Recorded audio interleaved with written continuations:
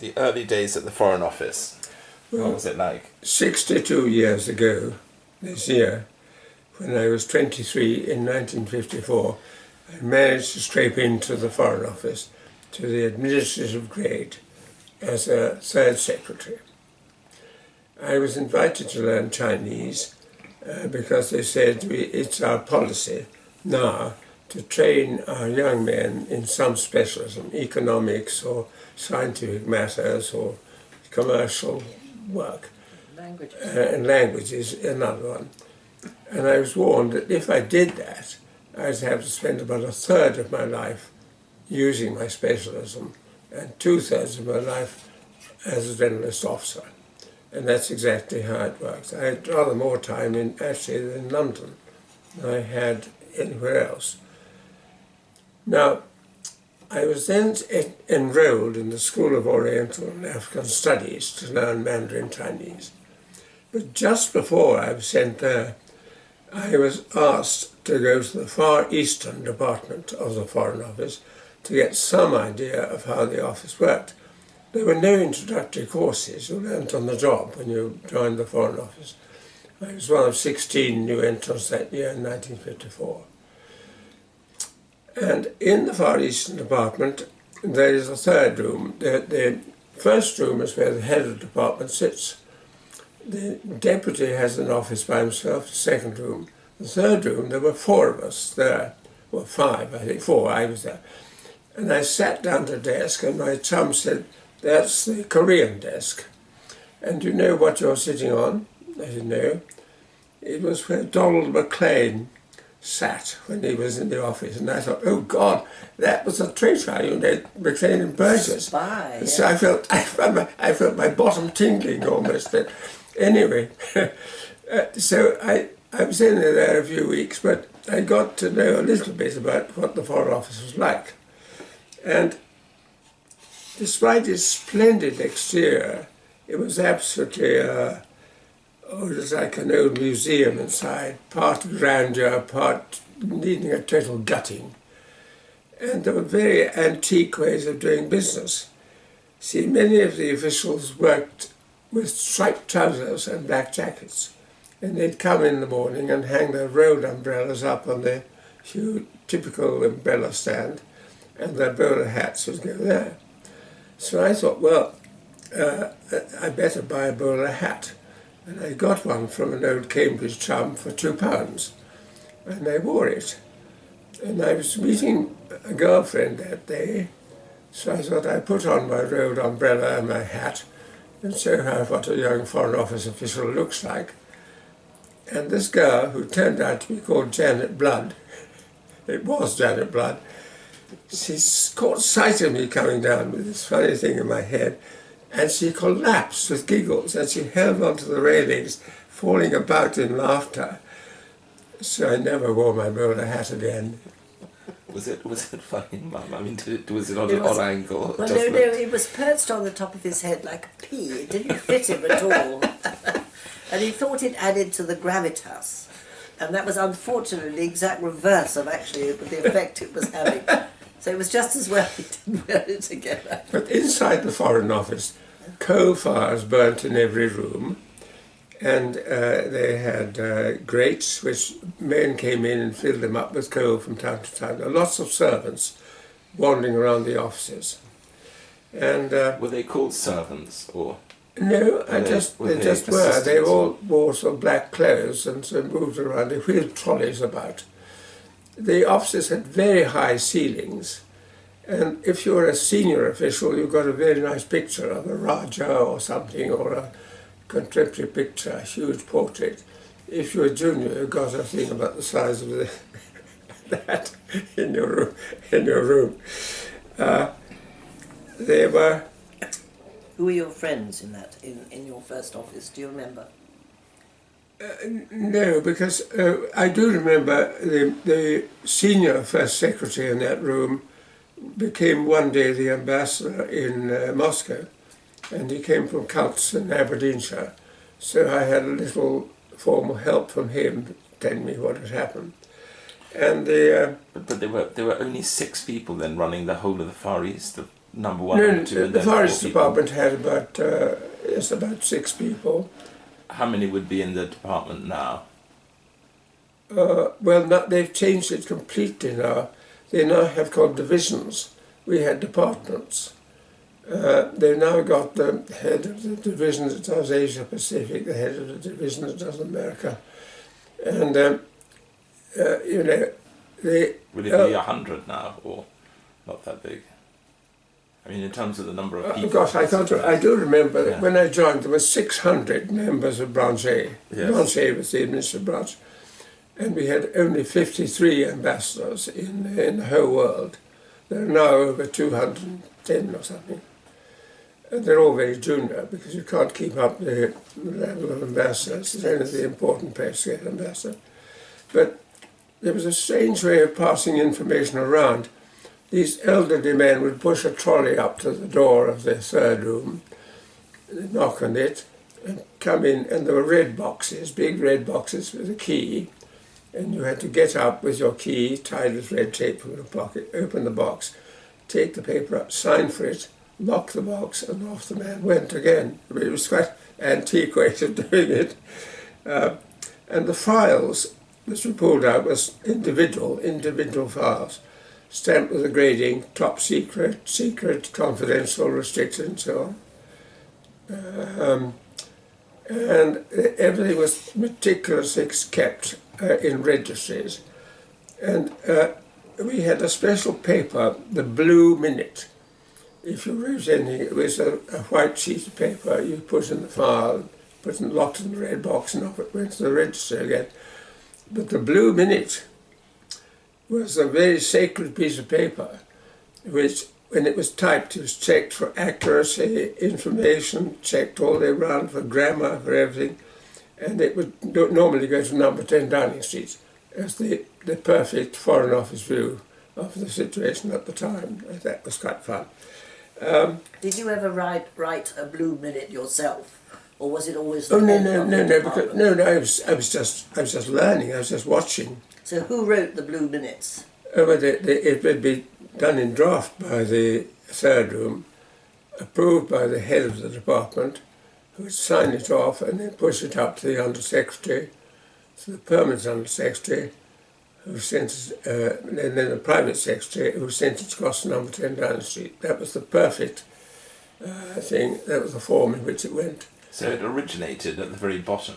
Oh yes. And then it could be knocked about and changed all the way up by people who knew more about it. But nowadays, in those days you had shorthand typists, beautiful young ladies who sat and you could chat with them before you dictated your piece, and then they brought it back and you thanked her. It was a very comfortable thing to do, and they were very good at the job. And they used to marry senior officials in the office because they were so competent and so nice. Anyway, these days, you've done away with shorthand typists. Every officer has got his own laptop and does his own thing. Emails are flying about all over the world. And goodness knows how things get leaked. It must be so easy now. How secrets are stolen from the Foreign Office because everyone's got their laptop. It was so secure in my day. There were no leakages. We just had a few people like Burgess and Maclean who were co-opted at Cambridge, but apart from that, it was good fun. You should talk about the one very pretty, very competent girl who did work as one of those typists and PAs and things, and who's now part of our family.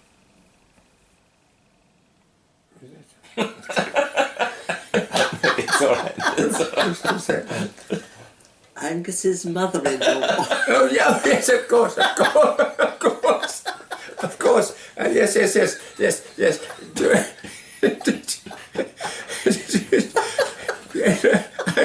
I feel like I think you'll have to cut that out. I feel like Father Ted in the drama. He says, and what was that? What was that? And what was that? Anyway, well, so yes, of course, Julia Naismith came to my. Thank God. Well, I can't say this. I had.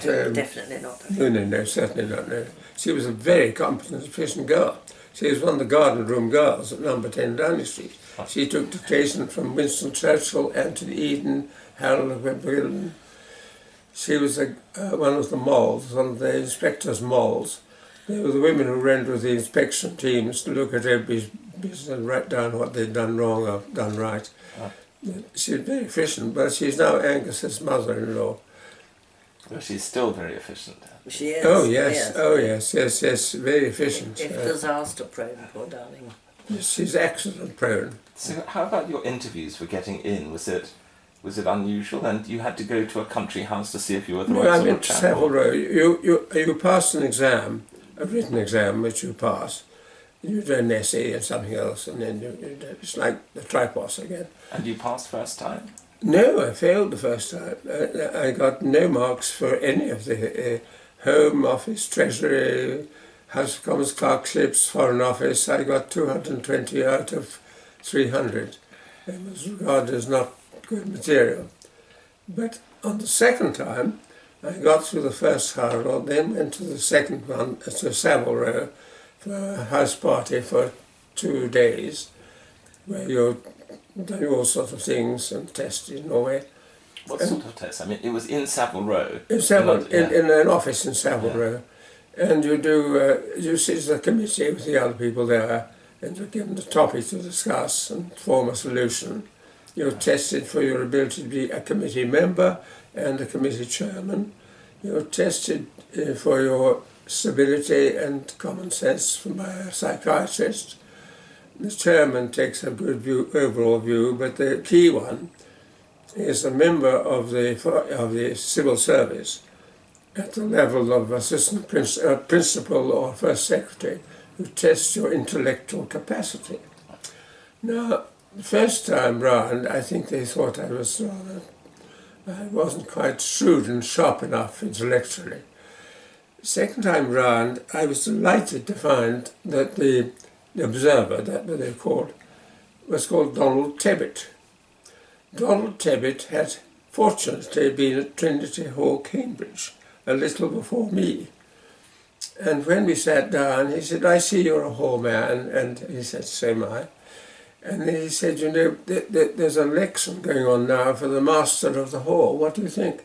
And we spent 25 minutes discussing the abilities of Ivor Jennings or not, whether he could be a good master or not, and what the qualities of the college were, which we both agreed on. And then he said, "Oh Lord, I'm supposed to ask you a few questions." And then he said 2 or 3 things, and I gave 2 or 3 answers, and I went out saying, "That was good." And I went to spend a penny in the loo.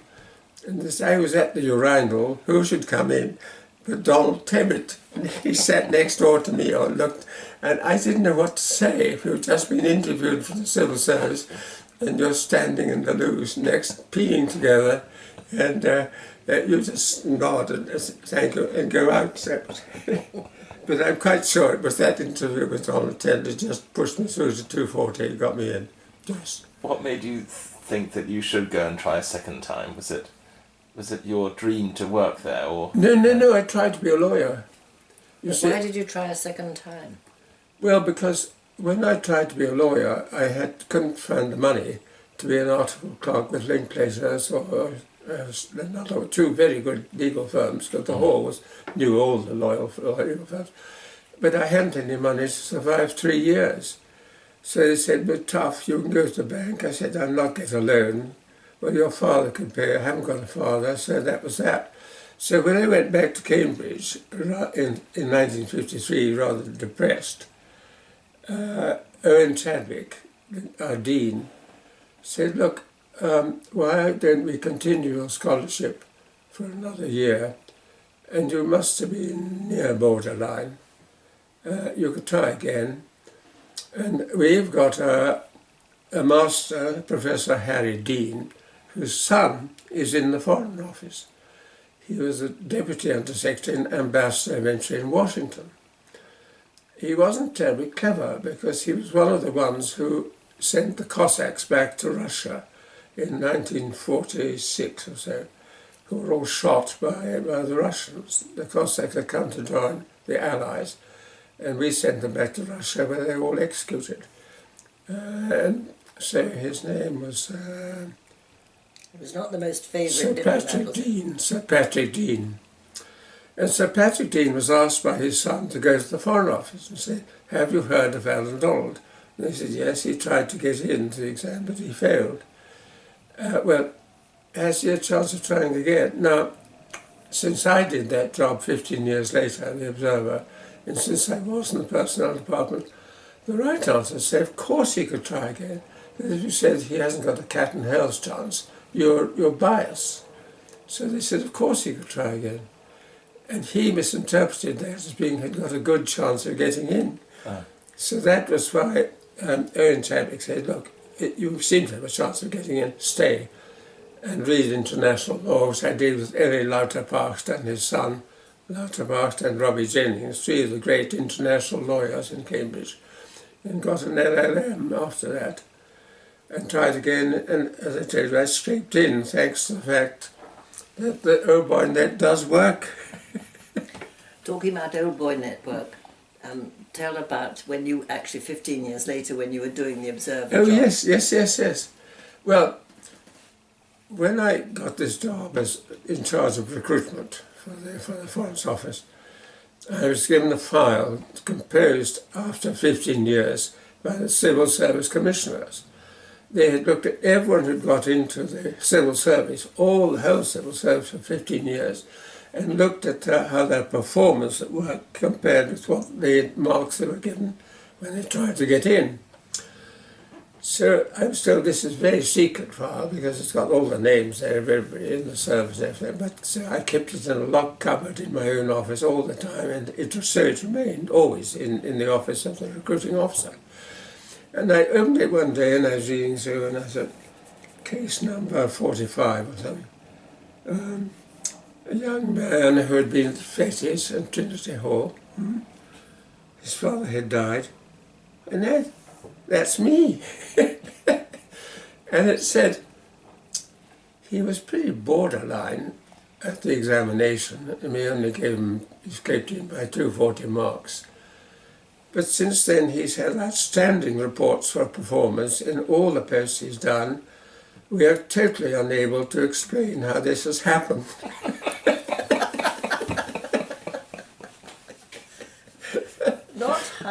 Not how we could so badly have misread him, but actually how come so many people wrote in such good reports. But that wasn't what I meant, darling. Oh, sorry. No, it's all right, because go on about when you were the Observer and somebody that you would have liked actually to have worked with, but never got the chance to. Oh, yes. My father-in-law. Yes, I know about him. Yes. Sir Hilary. Sir Hilary was a chairman of one of these boards, and we'd often pass each other in Savile Row, but he was going to be chairman of another when I was doing another board.